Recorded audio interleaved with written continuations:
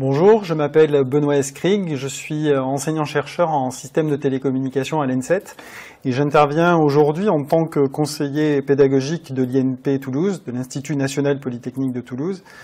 Je vous propose avec Anne de Mester une petite présentation de quelques diapositives pour vous montrer comment s'articulent les notions d'approche programme et d'approche par compétences. Ces deux sujets entrent dans le cadre d'un sujet plus vaste qui est celui de la conception de formation. Ou de la conception de programmes d'études. Cette présentation s'intitule donc « Comment concevoir une formation ». Je commencerai cette présentation par un petit point de vocabulaire. La conception de formation est un sujet d'étude, un sujet de recherche. On appelle cela le développement curriculaire. Et le sujet qui nous intéresse aujourd'hui est celui-là, celui du développement curriculaire. Que faut-il pour concevoir une formation ? Dans un premier temps, ce qu'il nous faut, c'est un cadre structurel. Il nous faut définir l'ossature du programme et aborder la conception de formation sous différents angles. La gestion de projet, l'accompagnement au changement. Dans ce contexte, l'approche programme fournit une démarche pour définir ce cadre structurel. Nous pouvons ainsi dire que l'approche programme est une démarche de développement curriculaire. Une des premières étapes pour concevoir une formation consiste à élaborer une vision concertée du programme, et notamment à définir les orientations générales de ce programme.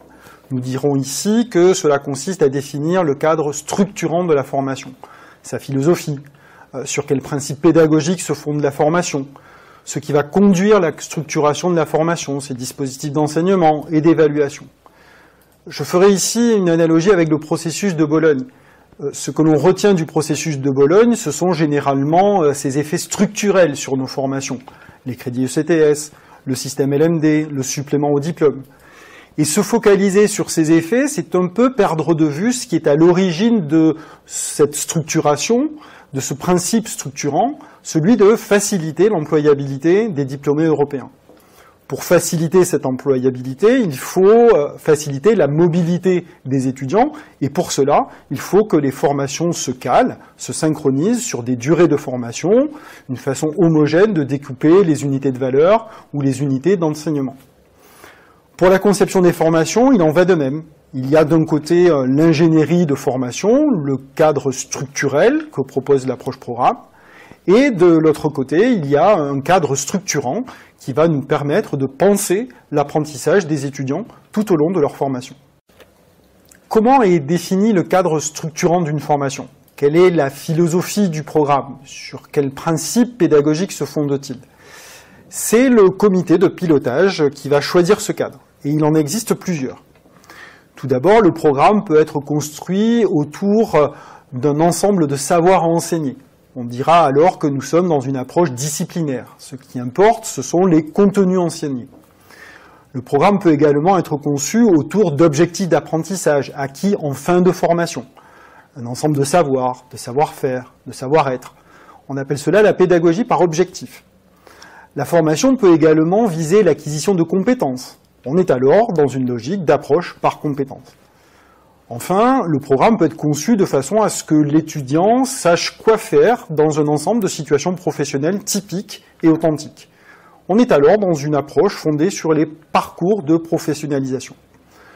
Ce sont ces approches qui vont permettre de procéder à différents arbitrages pour décider ce que l'on met dans nos formations. Par exemple, dans les universités du Québec, c'est l'approche par compétences qui a été retenue comme cadre structurant de leur formation.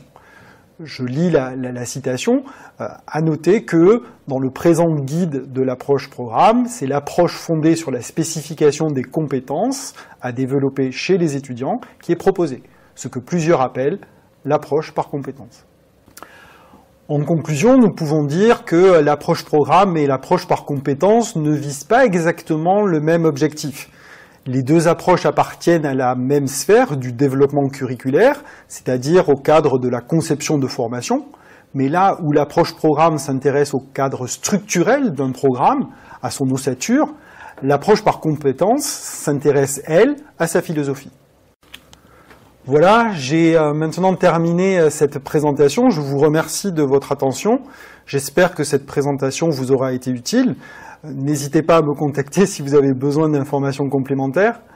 Il ne me reste plus qu'à vous souhaiter bon vent dans ces grands projets que sont l'approche programme et l'approche par compétences, et bonne continuation.